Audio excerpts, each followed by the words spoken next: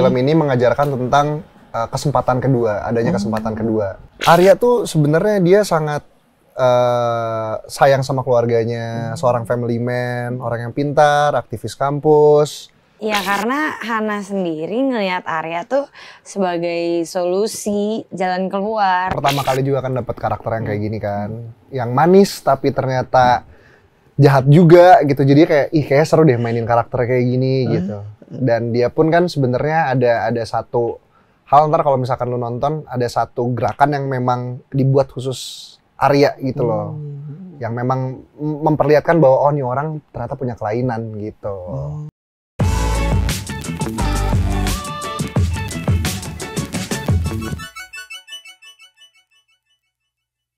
Halo Tribuners, balik lagi di konten si paling seleb bersama gue Bayu Indra.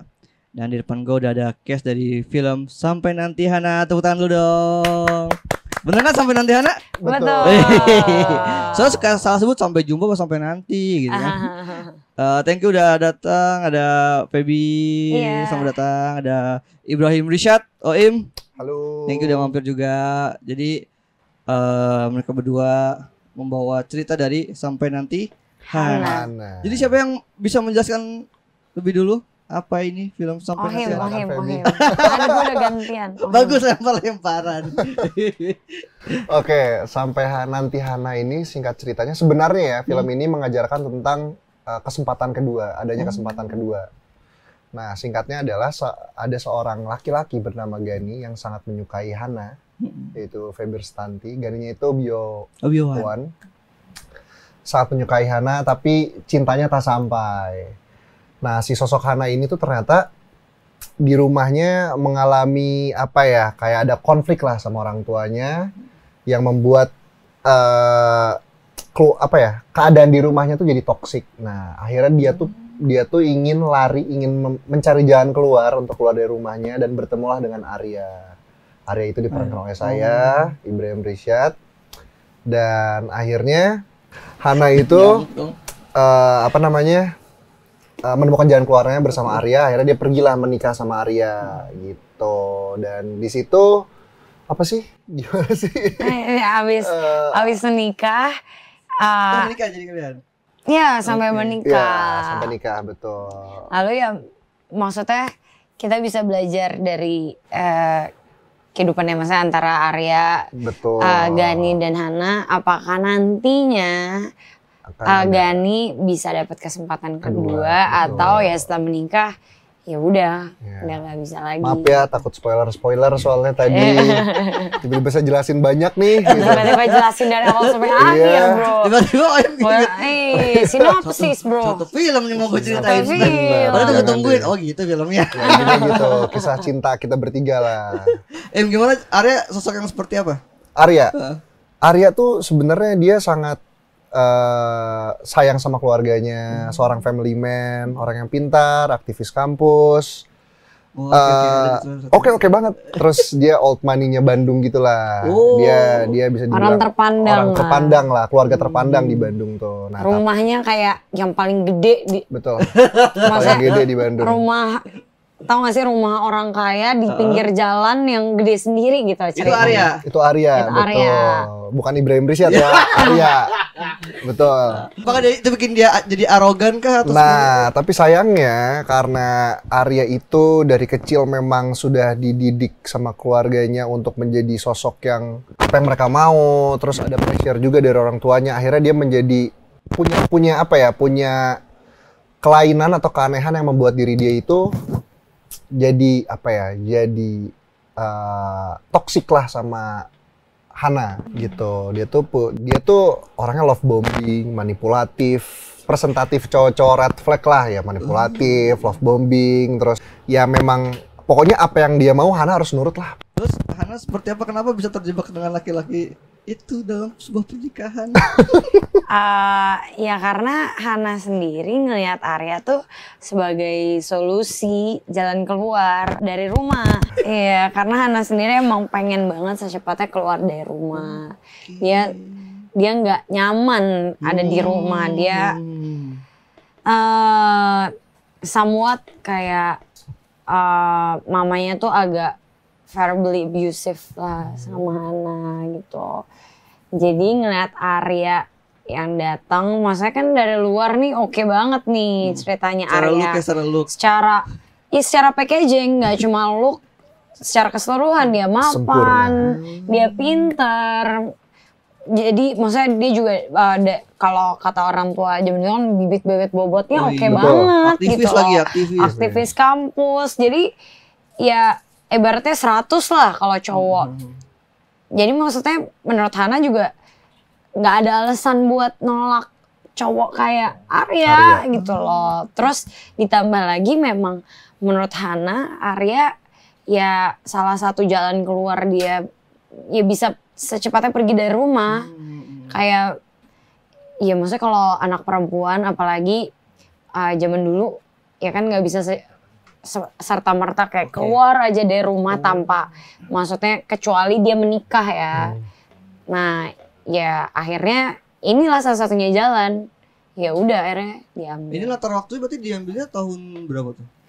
90-an. Oh. 80 iya, antara 80 90-an. Oh, makanya masih ada stigma itulah ya. Yes. Perempuan nggak boleh sembarangan. Maksudnya nggak bisa ngekos tiba-tiba gitu. Harus ada yang menikahkan. Betul. Apa tantangan menjadi Hana? Kayak di terakhir katanya tomboy banget nggak sih apa di? Betul. Itu salah satu tantangannya sih karena Hana lumayan berbeda sama Feby.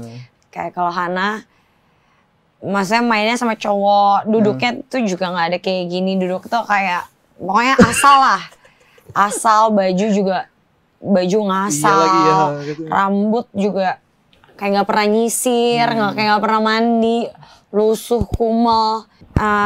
Maksudnya gimana caranya aku nyaman kayak gimana caranya itu seakan-akan diriku sendiri sementara itu sangat berbeda sama Feby yang asli kan gitu. Ada pengaruh dari keluarga kenapa Hana penampilnya dalam tanda kutip seurakan itu? Apa dia mau coba ngelawan keluarganya atau emang? Betul. Itu juga menurut aku salah satu bentuk apa ya? Rebelnya Hana, salah satu bentuk perlawanan bahwa sementara kan kakak-kakaknya tuh yang gelis, yang bager, yang kayak pokoknya neng gelis parah yang kayak putih cantik. Terus mamaku tuh yang resik gitu, yang bersih rapi. Nah Hana ini ya bentuk perlawanannya dia dengan kayak kenapa ini gue gitu. Kalau Im sebagai Arya apa susahnya tantangannya? Tantangannya mungkin karena kebiasaan dapet karakter-karakter yang green flag, sekarang dapat karakter yang red flag tuh kayak wah, jadi marah-marah nih gitu. Atau mungkin ada beberapa adegan yang masih berat gitu buat ngelakuinnya. Kayak gue sampai nanya ke direkturnya kayak bisa nggak sih adegannya jangan terlalu gini gitu. Ada sempet hati melawan. Iya, hati tuh melawan, kayak marahin dia lah atau ngelakuin sesuatu hal yang bertentangan sama him tuh. Aduh berat banget. Cuma kan karena ya balik lagi ini kan Arya ya. Jadi kayak ya udahlah ya udahlah mau gimana lagi, memang dia orangnya seperti itu gitu. Tantangannya itu pertama. Terus kedua mungkin apa ya? Nggak ada sih kayaknya itu doang sih paling ini ya, paling kerasa gitu.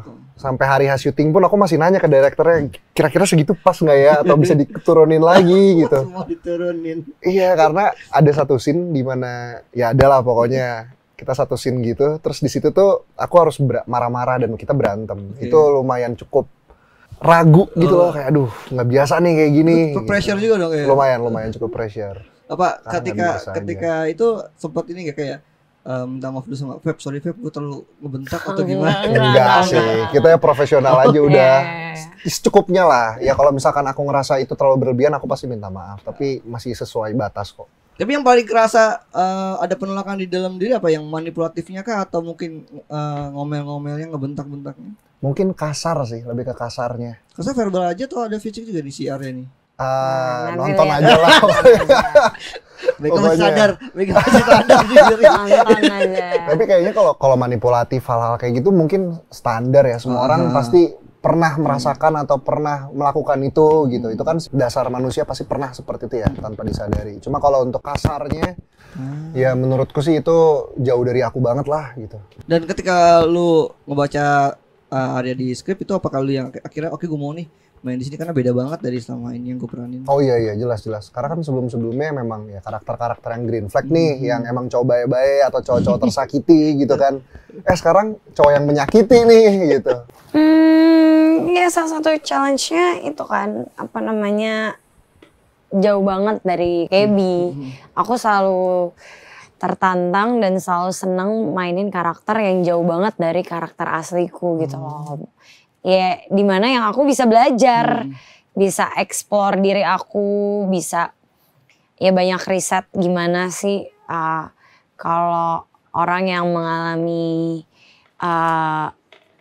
apa namanya abusive tindakan abusive secara verbally ataupun physically di rumah tuh seperti apa, kayak orang depresi tuh kayak gimana. Terus ya maksudnya Hana sendiri karakternya juga jauh sama Feby. Kalau tomboy itu gimana? Hana itu kan orangnya agak eksplosif dan impulsif banget gitu lah. Jadi meledak ya. Ya kalau ngomong ya agak lebih keras, lebih lantang, terus ngomong juga agak lebih cepat karena dia memang agak cenderung orangnya tuh sedikit terburu-buru. Kayak apapun itu, terus dalam menentukan pilihan juga gitu. Misalnya cara jalan juga lebih cepat, nggak ada jalan yang kayak santai gitu. Jalan juga kayak lebih buru-buru, kayak gitu-gitu sih.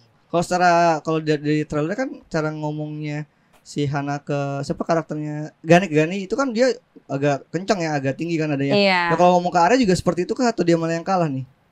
Awal-awal Karena gitu sih. karena belum kelihatan di trailer kan? Awal-awal gitu sih. Oke. Karena Hana juga ngerasa keganggu sama kedatangannya Arya, ngapain nih cowok gitu. Iya, kan maksudnya aku juga emang gak nyari cowok, bukan sebenarnya nikah tuh nggak di dalam apa ya tujuan hidupku. Tapi kebetulan karena aku pengen banget keluar dari rumah. Inilah salah satu kesempatannya, ya udah take it gitu. Tapi maksudnya nikah sendiri sebenarnya bukan di dalam apa ya goals hidup gitu loh, kayak ada misalnya nikah, punya anak, kayak ngerti kan?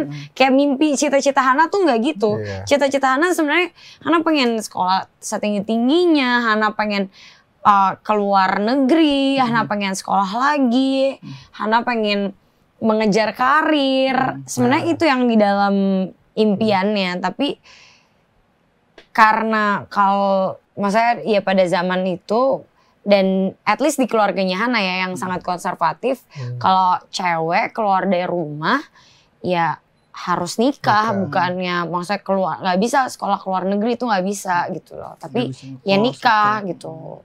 Dan manisnya Arya ya dijual itu ke Feby, ke Hana. Yuk nikah sama aku, ntar kita sekolah bareng. Ntar kita jadi kayak wah makin lagi dong, kayak udah ini. Oh, inilah love bombingnya seorang Arya. Betul. Iya, mau dibayarin ke luar negeri loh sekolah. Ini yang di belakang pada suka sama Arya nih. Mereka udah nonton tuh. Cinta banget kan sama Arya. Oh gitu sih. Ini kenapa Feby terjebak sama pernikahan ini ya, bad luck ya. Iya makanya. Tapi kalau ngomongin pas nonton trailer, pas ngeliat sosok Hana, ngingetin sama ini nih. Feby pas waktu di sinetron ini Neng Kosoki Ajaib. Ingat gak? Oh saya tomboy. Iya lagi dulu perawakannya. Kebetulan tapi itu kan rambutnya pendek Hana. Kalau dulu kan pakai topi dibalik ya. Iya. Ini gedenya jadi begini apa gimana? Tapi kalau jadi tomboy emang masih menjadi tantangan buat seorang Feby? Ya aku emang maksudnya nggak ladylike banget, tapi aku nggak setomboy Hana. Maksudnya Hana tuh bener-bener yang kayak jarang mandi, rambut ugal-ugal, rambut berantakan, iya. Sampai maksudnya di kampus tuh ceritanya dijulukinnya tuh Hana Tara Mandi gitu, nggak pernah mandi. Emang yang berantakan gitu. Kalau bisa dibilang apa yang ada di Hana yang kayak nggak mungkin dilakukan atau ada di seorang Feby? Satu hal mungkin. Gak mandi kayaknya. Kayaknya lu gak mungkin gak mandi sih.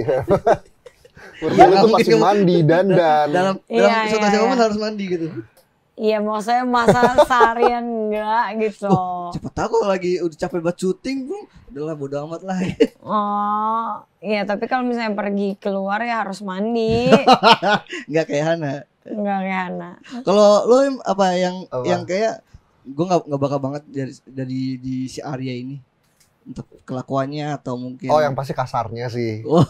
Serem ya, masalahnya udah beristri nih. Kan kalau kasar KDRT kan namanya.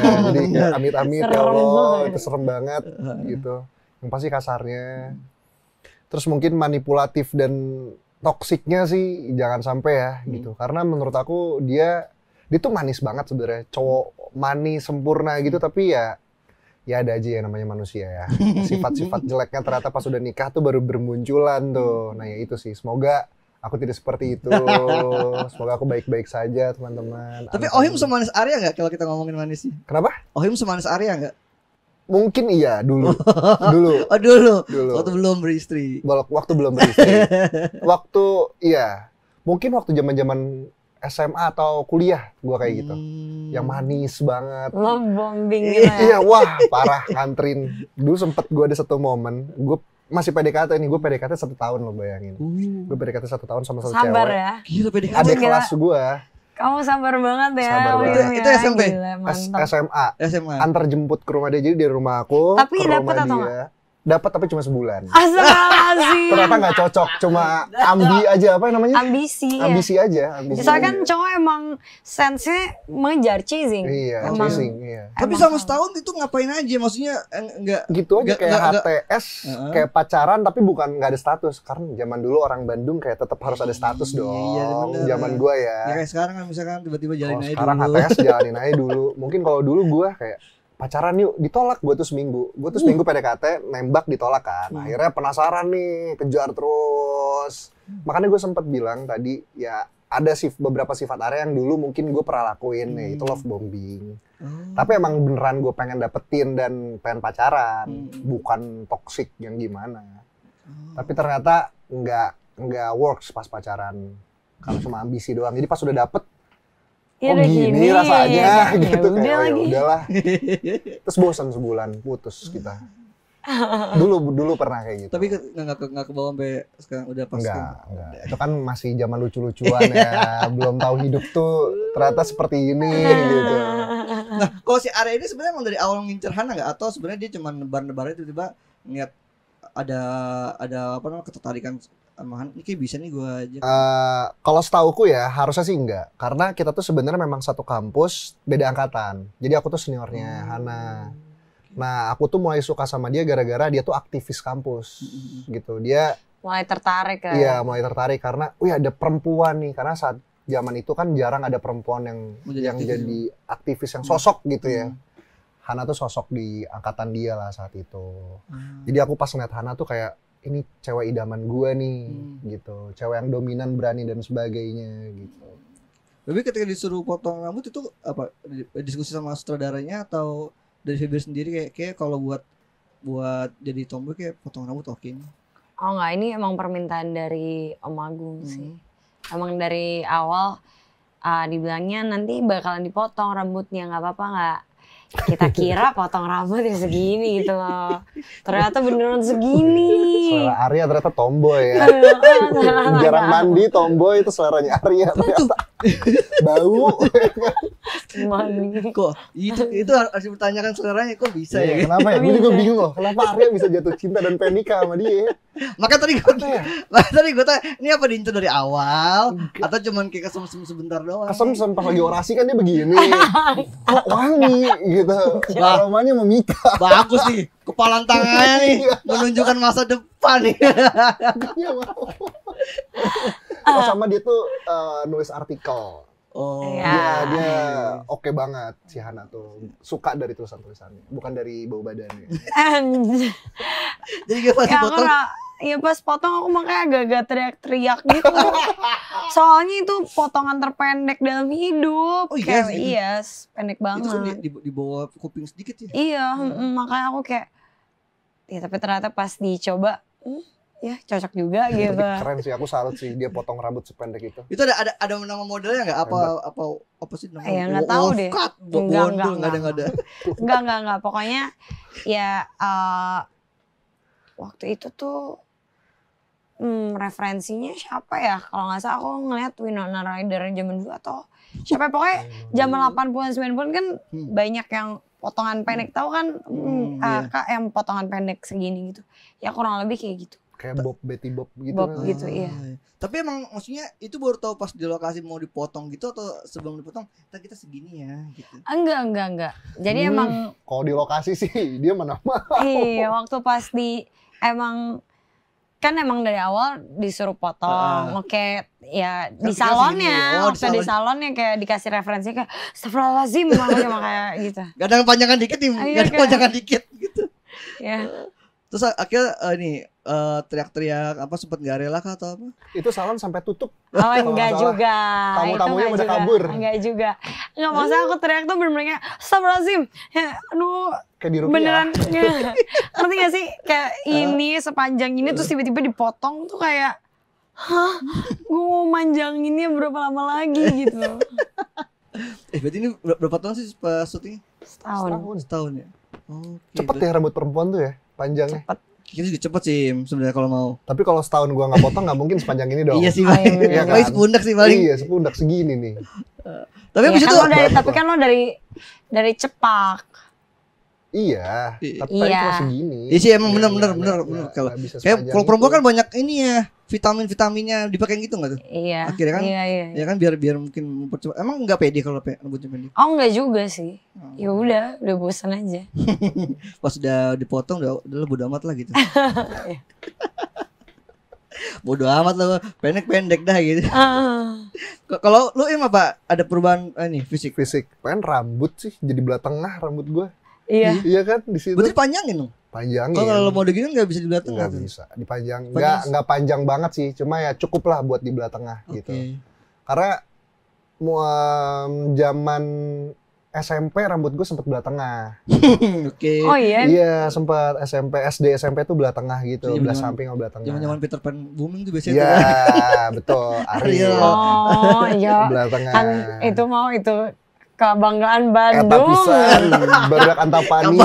Barudak Antapani. Gitu. Bandung Pride eta Kang Ariel. Terus pas ditanyain bisa nggak di belah tengah rambutnya, kan semua orang bisa aja ya. Cuma kan cocok-cocokan, ternyata cocok. Ya pengen rambut di belah tengah. Terus sebenarnya kalau untuk gayanya sendiri sih mirip-mirip ya, dia preppy gitu sih. Dia classy yang emang baju tuh kalau ke meja pasti dimasukin atau nggak dibuka kancingnya, ada kaos di dalam. Ya mirip-mirip lah kalau dari gaya sih. Cuma rambut mungkin yang paling berubah. Kan apa kemeja dibuka ada budadanya gitu. Serem ya, Hana lebih ke arah kayak lebih jelas bombing. Iya sih, jualan bulu ya. Jadi ya. Halo Dek gitu kan. Halo Dek. Lagi orasi kan halo Dek. Bagus. Baby gimana sama Biowan? Chemistry gampang atau sempat ada kendala-kendala? Aku karena udah pernah syuting sama Bio kan sebelumnya di Balada Si Roy. Jadi aku lumayan paham lagi cara masuk ke dia.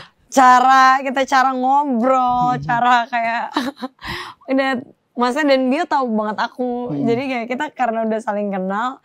Jadi kalau buat chemistry dan lain-lain maksudnya nggak ada masalah sama sekali karena Bio mungkin kalau misalnya di luar take, di luar adegan kadang orang-orang ngelihat dia sebagai kayak ini anak tengil ya, nyebelin gitu, gayanya aneh ya, tapi begitu udah masuk ke dalam adegan dan kita syuting ya Bio sangat profesional banget, maksudnya sangat profesional sekali. Dia ya langsung masuk ke dalam karakternya dan ya kita serius menjadi karakter masing-masing gitu.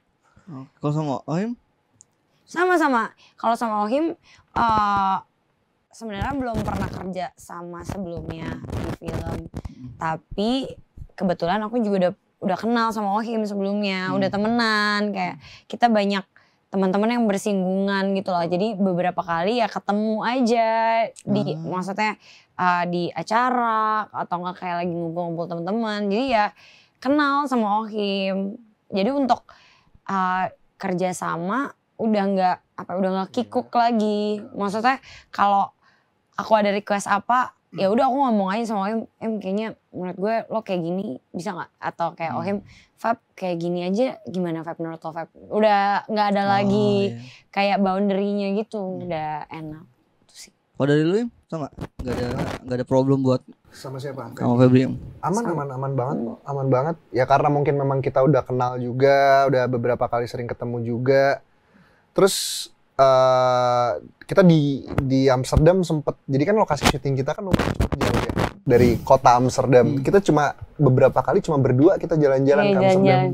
Kita dari Leiden ke Iya, dari Leiden ke Amsterdam. Kayak kita benar-benar bolang berduaan. Iya. Dan kalau lo udah pernah ya ke Amsterdam? Udah pernah. Iya, dia udah pernah. Jadi dia lumayan guide tour kayak. Betul. Abis ini sini Fab, ini nih, yang ini enak gitu.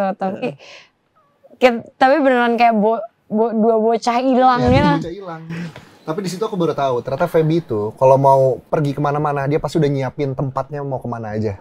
Kayak misalkan yuk kita ke Amsterdam, ayo. Nah dia tuh pas hari H tuh udah tahu mau kemana. Itinerary udah ada tuh. Udah ada. Dia tuh kayak aku mau kesini dong Im, gue mau kesini dong Im. Oh iya ayo. Udah siap. Udah siap. Jadi kayak orangnya Feby ternyata kayak gini ya. Oh ya udah bagus deh kalau mau jalan kan. Gue suka jalan-jalan juga kan. Gue juga suka nyiapin itinerary nih. Ketemu sama orang yang udah demen juga jalan-jalan dan siap-siap gitu. Jadinya kita kemana-mana tuh enak aja. Oh berarti ada syuting di Amsterdamnya juga? Ada. Berapa? Enggak, syutingnya di Leiden. Di Leiden. Oh, berapa lama di sana? Kita tuh 10 hari. 10 hari. 10 hari ya, iya. 10 hari. 10 hari. Itu karakter kalian berdua doang? Atau ada beberapa karakter lain yang... Ada satu lagi. Ada satu lagi. Tapi nggak bisa dibilangin. Nanti nonton aja. Ya, nanti takut dipelototin nama yang di belakang. Tapi apa kalau syuting di sana tantangannya apa, cuaca kah mungkin atau waktu mungkin? Itu tuh salah satunya cuaca karena kan dingin. Waktu itu kita November ya. Walaupun November awal tapi Amsterdam dingin banget sih, windy banget. Dan itu kadang walaupun kita di dalam ruangan juga tetap aja dingin. Terus habis itu ya waktu juga ya, karena mereka tuh sangat strict soal waktu. Mereka jam kerjanya berapa ya? 10 jam. Ya 10 dari mereka menapakkan kaki di set, itu udah kehitung. Itu udah kehitung waktunya tuh. Udah berjalan waktunya. Sampai 10 jam. Jadi kita rapnya tuh selalu jam 7. Enak ya? Ya enak banget. Malah kalian bisa ngimbangin waktu ya, nggak jadi yang kayak dirasa diburu-buruin gitu. Fun fact untuk saat itu kita entah kenapa kita santai banget ya Beb. Soalnya pas di sana tuh kita jadi memang set kita sama tempat makan siang kita tuh berbeda. Jadi kita tuh harus naik mobil atau jalan kaki ke tempat makan siang. Dan enaknya tuh di tempat makan siang kita tuh chefnya tuh orang Indonesia. Jadi makanannya semua orang Indonesia. Makanannya Indonesia. Ya, rasanya enak banget. Dan enak. Jadinya kan enak banget, bukan enak lagi. Enak banget. Diomelin kan, Hanan yang ngomelin nih. Enak banget. Enak banget kan nih. Enak banget. Beneran kita kayak dapat soto Betawi, sop apa, iga. Enak-enak banget. Dan jadinya kita syutingnya pun enjoy gitu loh. Oke, jadi nggak kena makanan sono berarti ya? Enggak lagi. Alhamdulillah ya. Karena kan biasanya kalau di Eropa terkenalnya kurang rasa kan? Iya, benar. Tasteless gitu kan, bland gitu. Ini enggak sama sekali. Kita soalnya cateringnya Indonesia full. Kalau di Indonesia syuting di mana? Di Bandung full. Oke. Berarti mana dulu? Sama sempet ke mana sih? Satu daerah di atas Lembang ya, bukan ya? Iya, Lembang. Daerah situ. Berarti Belanda dulu apa Bandung dulu kalau buat kalian? Bandung. Kita Bandung dulu baru Belanda. Kalau di Bandung berapa lama? 2 mingguan ya? Iya, sekitaran 2 mingguan. Sekitar 2 mingguan. Itu kalau yang apa, air terjun apa ya yang di bukit, di gunung itu? Iya, itu daerah Lembang. Iya, daerah situlah. Itu gimana? Ke sonanya susah nggak? Apa gampang aja lokasinya? Kebetulan kita tidur di mana. Jadi nggak tahu tuh. Pergi subuh kan kalian? Iya kan nyampe sana pagi ya? Apa enggak? Udah setahun yang lalu, maaf ya. Bagus jujur banget. Tapi ya aku tidur di mobil jadi itu yang air terjun kan yang di ini kan. Iya, air terjun. Tapi ya yang Curug. ya curug itu yang cari itu si air terjunnya itu kah atau apanya di antara si Gani dan Hana ini yang dicari dengan mereka berdua ke sana? Ya emang Gani sama Hana juga memang suka berpetualang ke alam gitu loh. Ya anyway, karena ini latar belakangnya juga waktunya 80-90-an kan nggak rekreasi orang-orang kan pada saat itu nggak banyak, nggak kayak sekarang kita kemana-mana ada mall, maksudnya ojek online kayak gampang semuanya tuh datang ke kita langsung ke rumah gitu. Kalau ini ya salah satu rekreasinya adalah ke alam nature ya. Itu Curug. Kebetulan di Bandung ya banyak curug. Mungkin kalau di mana? Mungkin kalau di gunung di daerah mana lagi mungkin ke gunung kali nggak tahu. Bener juga. Tapi kalau Feby sama Ohim ketika pertama lihat karakter kalian masing-masing, kesan pertamanya apa nih? Dari Feby dulu pertama kali ingat Hana, apa yang dirasakan? Menarik sih karakter Hana karena maksudnya naik turunnya tuh cukup challenging, terus apa yang dia rasakan depresi dan lain-lain tuh semuanya di dalam. Maksudnya walaupun dia eksplosif tapi dia banyak memendam juga gitu. Feby pernah merasakan sedepresi Hana? Jangan sampai. Berarti sempat ada kata iba juga dong sama Hana. Kasihan amat nih perempuan begini ya.